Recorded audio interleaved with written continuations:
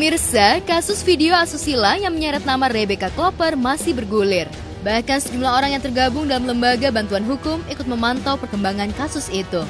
Menurut mereka, Rebecca merupakan korban dari oknum pemeras. Sebab beberapa bulan sebelumnya, Rebecca sempat membuat laporan soal permintaan sejumlah uang dari seseorang disertai ancaman.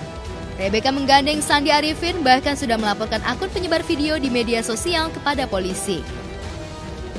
Tidak ada asap kalau tidak ada api, itu adalah dua orang pasangan mabuk ini yang tidak benar, tidak menikah. Oleh karena itu RSM Hajar Indonesia akan mengawal terus laporan ini,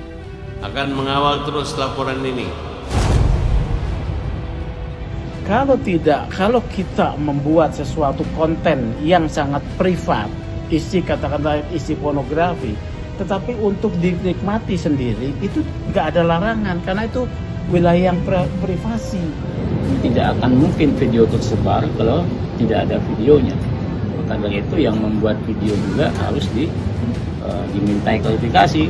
Kalaupun ada dugaan pidana ya harus diproses hukum. Nanti yang penting kan sekarang kita udah membuat laporan dulu mengenai klarifikasi, nanti kita lihat setelah proses ini berjalan. Kondisinya masih menenangkan diri, tapi kalau dalam kondisi kesehatannya alhamdulillah baik, tapi ya cukup minta waktu untuk menenangkan diri. Jadi saya juga belum sempat bertemu udah hampir 3-4 hari ini, tapi kalau misalnya Fadli saya masih sering komunikasi.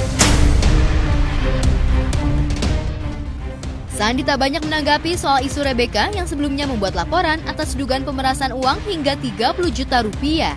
Seperti yang dilontarkan oleh mantan kuasa hukum Rebecca sebelumnya. Oleh karena itu kemudian saya wawancarai dia. Akhirnya saya dapatkan fakta bahwa bukan dia yang menyebarkan. Karena pada bulan Oktober 2022, Rebecca Klopper itu pernah melaporkan seorang dengan inisial L yang memeras Rebecca. Rebecca sudah kasih 30 juta, ya, 30 juta. Dan orang itu dia laporkan ke Barreskrim, ditangkap, namanya R. Ada satu lagi saya lupa. Nah, kemudian terjadi restoratif justice. Laporan yang pada saat itu kan pengancaman dan pemerasan. Dan setelah itu alhamdulillah dan masya Allah saya buat laporan ke Mabes dan ditindaklanjuti cukup sangat cepat. 1 bulan itu orangnya sudah ditahan. Uniknya, sejak kasus ini mencuat, bukan hanya Rebecca yang menjadi sorotan. Fadli Faisal, kekasihnya, juga terseret, hingga membuat Haji Faisal ayahnya merasa prihatin. Dan sebagai ayah sekaligus calon mertua, Faisal merasa kasihan dengan Rebecca sehingga tetap mendoakan calon menantunya itu agar lebih tabah. Ya saya tanyalah sama anak saya, ya nggak mungkin lah, enggak lah. Ya tapi nggak ada urusan, apa kalian tanyalah kepada orang yang bersangkutan dulu. Siapa? Baru saya bisa berkomentar. Kalau menurut saya nggak mungkin. Anak Pak Haji. Ya nggak mungkin. Nggak mungkin anak Pak Haji kan? Iya, nggak mungkin anak saya. Kenapa? Tapi kalau perempuan kan apa? Haji masih ragu. Urgensinya apa? Enggak, bukan. Apa urgensinya? Apa kepentingan anak saya? Iya. Itu persoalan.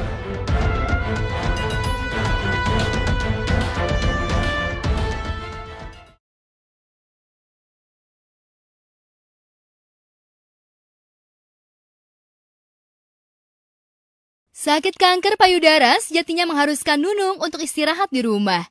Sayangnya, jika itu dilakukan olehnya, maka perekonomian keluarga akan terhenti. Beruntungnya di tengah getir cobaan hidup itu, Nunung patut bersyukur ia masih diperbolehkan untuk menjalani aktivitas syuting oleh tim dokternya. Meski ia sadar jika semua itu bakal beresiko untuknya, namun cobaan yang diberikan dari Sang Pencipta itu, ia harus menerima dan tentu saja ikhtiar untuk kesembuhan tetap harus dijalani. Ya karena gini, di sisi lain aku memang lagi diberi ujian sama Allah, bahwa saya percaya bahwa Allah juga nantilah yang akan menyelesaikan semuanya gitu. Selagi kita tetap memohon, meminta, jangan ditinggalkan mohon dan meminta itu. Karena ujian itu kan macam-macam ya. Kalau Allah sudah memberi ujian ke umatnya itu kan ada yang sakit, ada yang ini. Nah, aku lagi diberi ujian yang sakit. Jadi aku tuh harus menerima bukan berarti harus ya udah dikasih sakit udah aku nerima, tapi apalagi cancer harus dilawan kan, nggak boleh didiamkan gitu. Kenapa saya harus kerja? Di sisi lain saya masih punya tanggung jawab anak-anak saya yang mereka belum menikah masih menjadi tanggung jawab saya. Dan saya nggak mau sakit, yang sakit itu kan badan saya, jiwa saya kan nggak sakit. Jadi saya tetap harus melakukan, kalau memang saya masih bisa kuat dan saya bisa melakukan pekerjaan ini, kenapa enggak? Dan alhamdulillah saya jalani semuanya bisa, nggak ada masalah gitu loh. Walaupun sakit apapun, buat bekerja, jadi pikirannya buat positif aja. Sebelum kerja ini kan saya juga izin sama dokter kan ya. Jadi nggak semata-mata saya sakit harus kerja, kan apa pantangannya. Terus saya bilang, dok, aku ini pada saat sakit ini aku dapat pekerjaan yang kemarin Ramadan itu sebulan penuh itu, sore sama ada yang di sahur, gimana dok? Jalanin aja mbak, kerja. Ternyata dokter juga bilang banyak kok mbak yang kemo, mereka tetap bekerja banyak banget kok gitu loh. Justru itu apa ya, membuat kita nggak stres gitu loh. Kita bikin happy biar imunnya kuat, biar meskipun nanti kita nanti kemo masih bisa kerja ya kita kerja. Apanya yang diprotek, jalanin aja, insya Allah Tuhan kasih yang terbaik. Amin.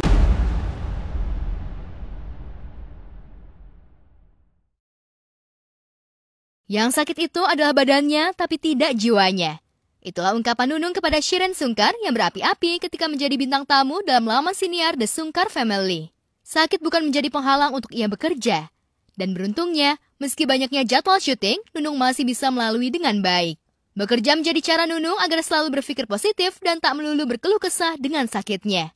Nanti kalau ada apa-apa, misalkan apa, mengeluh apa nih, paling di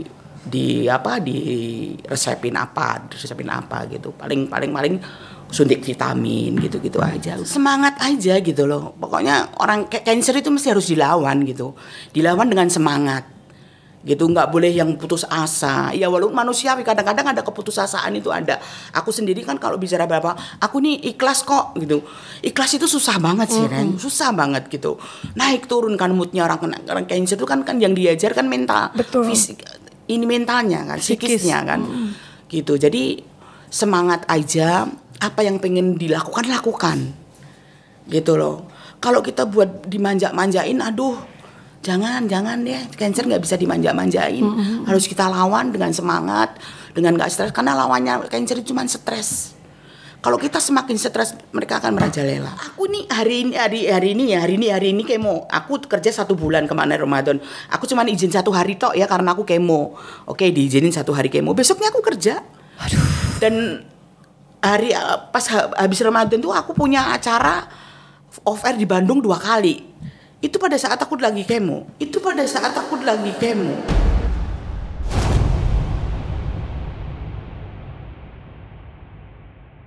Namun siapa yang menyangka jika sakit kanker payudara bukan menjadi titik terendah Nunung dalam hidup. Justru saat dirinya terjerat dalam pusaran kasus narkoba, itulah yang menjadi titik terendahnya. Kejadian itu menjadi pelajaran untuknya yang akan selalu ia ingat dan tak pernah ia lupakan. Sayangnya di saat ia memperbaiki pola hidup sehat, justru cobaan lain menghampiri. Kalau bicara titik terendah ya pada saat saya kena masalah. Itu benar-benar saya, itu mencoreng keluarga besar banget. Apalagi anak-anak saya. Anak-anak saya kan, mereka kan bukan hidup cuma di rumah aja, mereka punya lingkungan, mereka punya di sekolah, punya teman sekolah. Itu benar-benar yang pada saat saya kena masalah itu titik terendah bagi saya. Jadi itu yang nggak bisa saya lupakan sampai mati, mungkin saya nggak akan bisa lupa itu ya, karena ya tapi walaupun sekarang saya sudah move on dari itu semuanya karena dan anak-anak sudah memaafkan saya, anak-anak sudah memaafkan terus dan saya juga udah bisa, pikiran saya udah bisa hidup sehat. Ternyata masih diberi cobaan lagi. Ya, disyukurin aja. Ya, semua orang kan pasti ngelakuin kesalahan. Kita yang cuman kesalahan itu kan fatal banget. Ya, kehidupan ya Mami. Alhamdulillah Allah kasih kesempatan untuk move on, untuk menjadi lebih baik 41 lagi. 41 tahun saya coreng dengan masalah yang memalukan sekali itu udah nggak bisa. Ya itu pasti ada hikmahnya setelah itu. Baik untuk Mami, baik untuk kita semua yang masih muda juga. Pasti ada aja gitu kan. Dan kita juga nggak bisa ngejudge. Kita kan nggak tahu apa yang Mami alamin.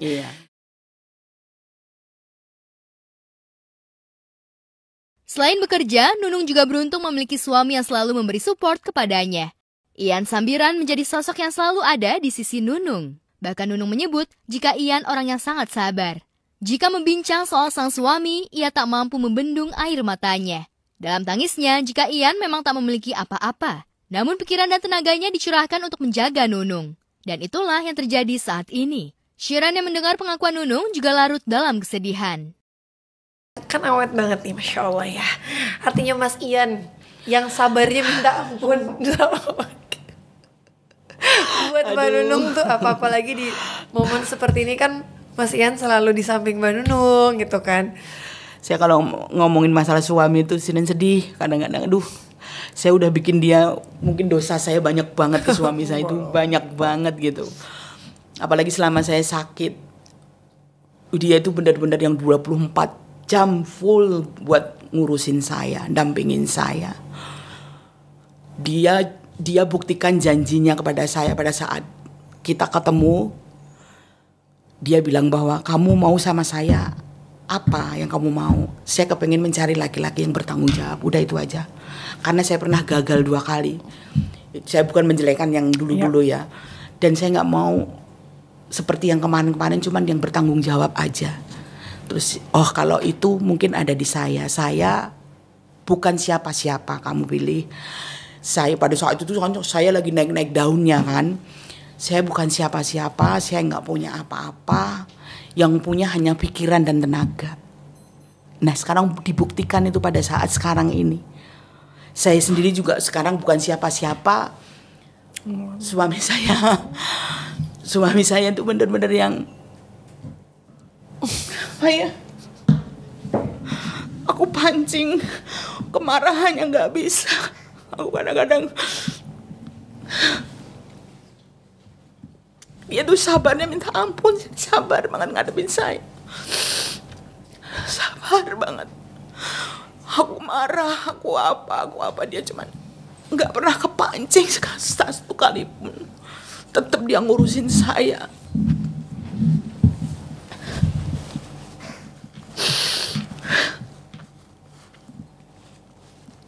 Suami saya baik banget. Dia memang gak punya apa-apa sih. Dia bukan siapa-siapa. Tapi dia yang bilang hanya punya pikiran dan tenaga. Sekarang dia buktikan ke saya. Kalau kemarin-kemarin mungkin saya lagi di atas, saya lagi berjaya gitu. Orang pikirannya kan cari yang muda. Ya pastilah pikirannya orang kan. Gak ada yang penilaian orang pasti ada aja lah. Tapi suami saya buktikan sekarang di titik terendah saya. Suami saya buktikan itu. Baik banget. Membimbing saya banget sih. Saya dibimbing bener. Dia mualaf tapi membimbing saya. Masya Allah. Alhamdulillah, Masya Allah. Aku jadi sedih. Aduh, Masya Allah. Meski usianya di bawah Nunung, namun Ian mampu membimbing Nunung dalam keseharian maupun soal ibadah. Kesabaran dan ketulusan Ian menjaga, menyayangi seperti menjadi hadiah lain di tengah himpitan sakit yang dirasakan Nunung saat ini. Maksudnya, Mbak Nunung lagi dikasih ujian sakit, tapi Allah kasih kenikmatan punya suami yang baik. Iya, itu aku yang bersyukur banget. Orang juga rasain di luar sana, apalagi lagi marak-maraknya. Orang mendampingin seperti orang yang lagi sakit kayak saya itu berat loh, nggak gampang loh, bener loh. Naik turunnya moodnya itu nggak bagus banget gitu. Kalau udah emosi meledak gitu. Makanya saya kalau bilang saya udah ikhlas kok, tuh bohong banget gitu loh. Karena ikhlas itu berat banget. Sekali nggak kepancing. So, kalau udah mau, aku nggak mau kemo. Udah, kamu jangan maksa-maksa aku kemo. Yang maksa siapa? Nggak mau kemo juga nggak apa-apa kok nggak kemo. Tapi pas hari tanggalnya kemo, Pak, kemo ya. Perempuan banget. Apalagi kalau hal sholat gitu ya. Aku nggak mau sholat. Gitu, aku mancing dia, aku nggak mau sholat. Ya udah, nggak apa-apa, nggak mau sholat sekarang. Suami ambil wudhu gitu, aku udah di belakangnya juga ngambil wudhu. Gitu. Jadi nggak yang aku marah dia, kalau udah aku marah dia marah kelar pasti. Iya, bener. Aku nggak mau ini, udah nggak mau ini. Ya udah, gitu. Tapi pas tanggal gitu, pas hari tanggal ini, Pak kontrol ya gue. Maksudnya suami yang kayak gitu langka loh, Mbak. Alhamdulillah sih.